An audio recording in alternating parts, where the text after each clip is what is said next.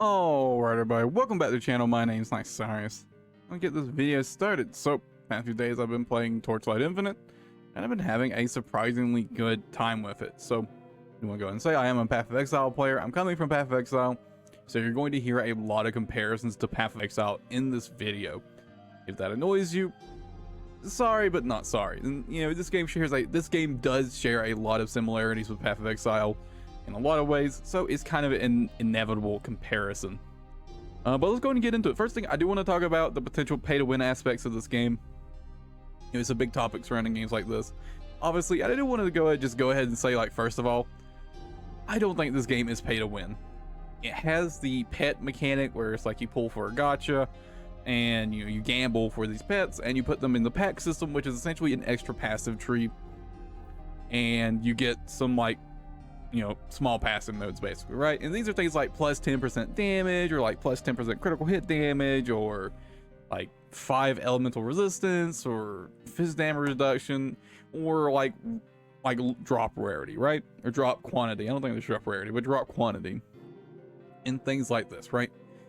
Now, I do want to say, at least as far as I'm aware, there aren't any really, any damage pets that are really going to give you a huge advantage, right? Maybe if you only ran damage pets and you fully spec'd in the damage on your pets, maybe you could squeeze out I don't know, 10 to 20% extra damage on your character. But I gotta say, it just feels really, really unnecessary. I haven't been using any damage perks at all on my pack tree, and I've had zero issues with DPS at all. I'm pretty deep into the tier system at this point. I just finished tier 5, so to unlock the second character, or to unlock the alternate version of the character I've been playing. And I think I have 3 million boss DPS on my current build. Something like that. But I've had basically zero issues with DPS, and I certainly haven't felt the need to have any need to get pets for extra damage. And it really feels like that no matter what pets you use, is never going to make up for just having a bad build, right? Having good pets is not gonna fix your build, basically, right? And as far as and to my understanding, there are no build enabling pets, so at the very best, it's a small bonus. But my understanding is actually that most people just use them for drop quantity, and that's probably what I'll end up doing. Right now, I'm mostly just using them for a little bit of extra defensive layers, and that's about it. But so yeah, I don't think this game is pay to win. I really, really don't. It is kind of annoying that there's gacha mechanics, and the cosmetics are also gacha gambling. I'm not really too interested in buying cosmetics anyways, but I do wish they would just let you buy them instead of having to gamble for them. But it is what it is. It's a free-to-play game, and they've got to make their money, so I won't begrudge them too much, right? And I'd rather, and more importantly, is the actual gameplay, right? It's good. It has a lot of similarities to Path of Exile. There are a lot of skills you're going to recognize from other ARPGs, kind of stuff that kind of works the same way as you would expect them to, and a lot of the same similar mechanics. You got your additive multipliers, and you got your multiplicative modifiers. In Path of Exile, you may know those as additional and more. Kind of very much the same thing, but in this game, when something says additional cold damage, that's the more of this game, right? So very, very similar in a lot of ways. And if you're familiar with other ARPGs, you'll feel right at home in the talent tree system of this game. I gotta say, it's definitely simpler than Path of Exile, but that isn't necessarily a bad game, because even from a casual perspective, it's pretty approachable. But it definitely does also still have the kind of depth that you'd want if you're looking to really get into the game.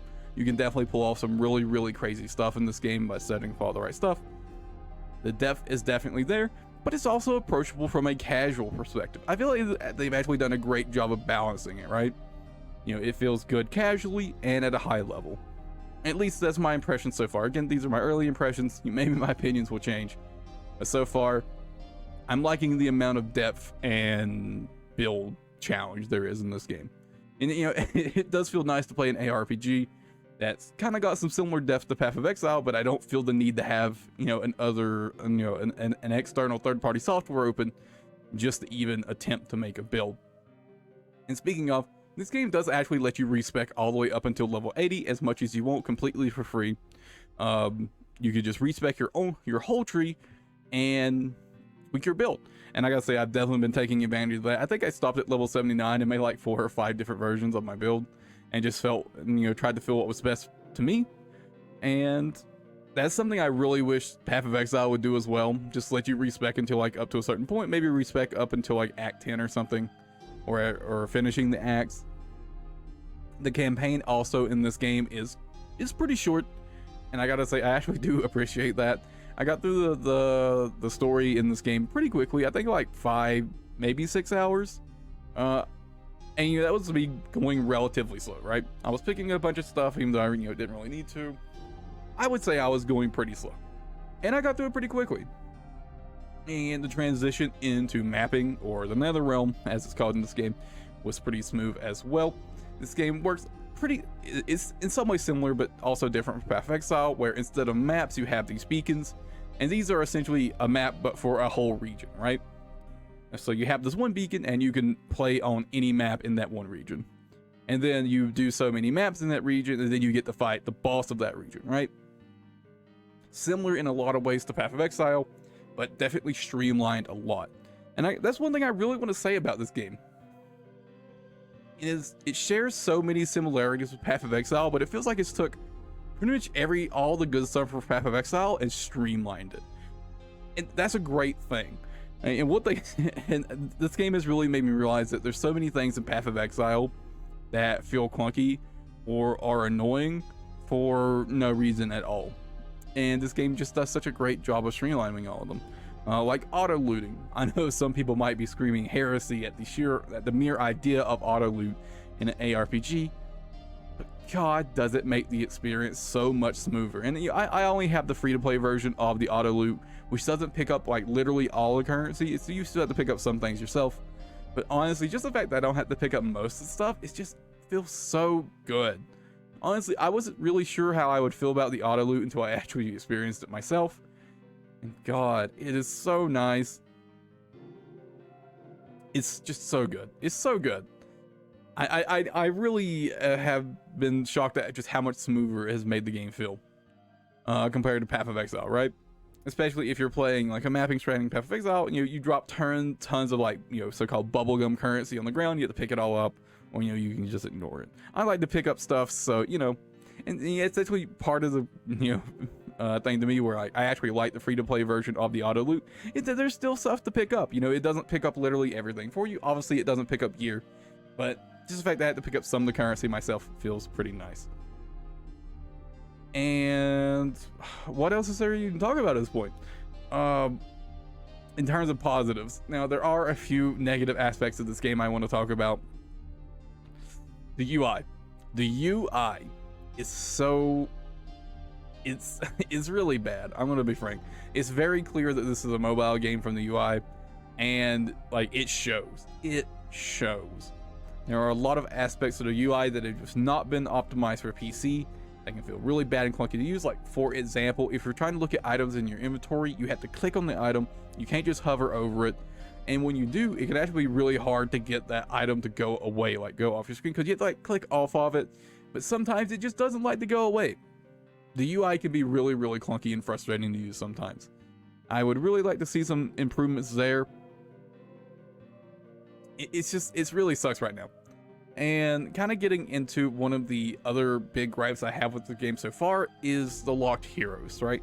So right now, there are alternate versions of heroes, and those are locked behind either you buy them for real money or you grind hero badges.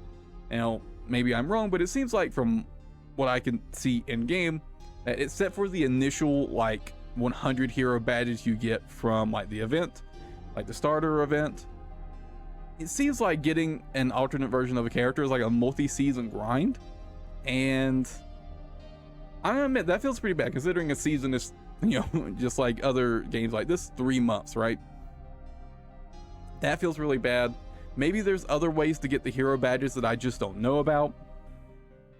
But also related to this is new heroes. So it seems like so far there was a new hero last season, which I completely missed, and there's a new hero this season. Both of these are locked behind the battle pass. Although the one from last season you can now buy in the shop for, I think it's about $10 of premium currency, something like that. It's about $10, I think.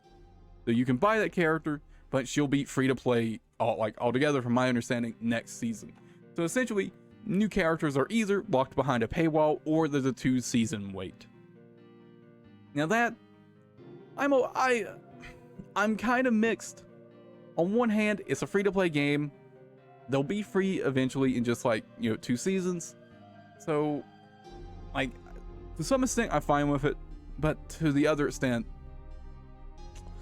it does feel like a bit of a shame that you can't play the new characters. Because, in this game, your character is more than just where you start, right? On, the talent tree or whatever. In fact, there's no actual start to that. You just get to pick whatever you want in terms of your talent trees. I don't want to go too into depth right now, but your characters, each character has their own special trait, right? Like the character you see in the background right now has she gets stacks whenever she uses cold or fire skills, and you get some bonuses for cold and fire skills, right? And stuff like that. So the fact that some of the characters are just outright locked behind a paywall, at least temporarily, does feel pretty annoying. But again, it's a free-to-play game. They've got to make their money, so it's hard to begrudge them too much. But I kind of do wish there was at least a free-to-play avenue, right? For example, let's say they keep instant access on the battle pass. It's the first level on the premium battle pass, right? You immediately get the character. If they also put the character for free at the very end of the battle pass, I think I would really be perfectly okay with it and just wouldn't care. Be like, okay, I'll just grind the battle pass, because I enjoy playing the game, and it seems like grinding the battle pass is basically just playing the game. I didn't really see any battle pass XP things that would really require me to go out of my way. It seems like you're just going to get XP as you play the game, right? And I guess moving on that, I guess I just don't really have too big of an issue with the battle pass. Seems like the biggest advantage to the premium battle pass is you have more of the the pet wishing currency and stuff like that.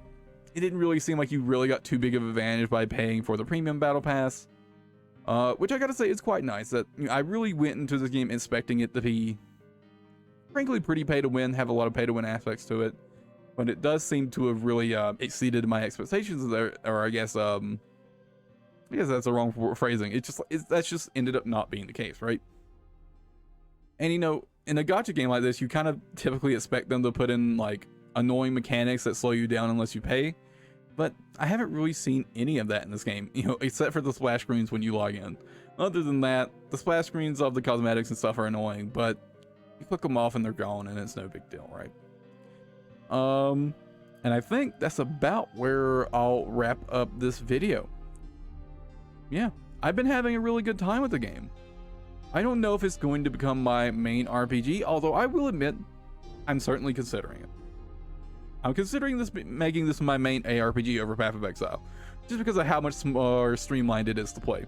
Right, I have to put so much less outside, external effort into this game to play it and have a good time than I do Path of Exile. That it just really has felt really nice. And there's also a couple things like the auction house, the auto loot, just stuff in this game that just provides so much quality of life compared to Path of Exile,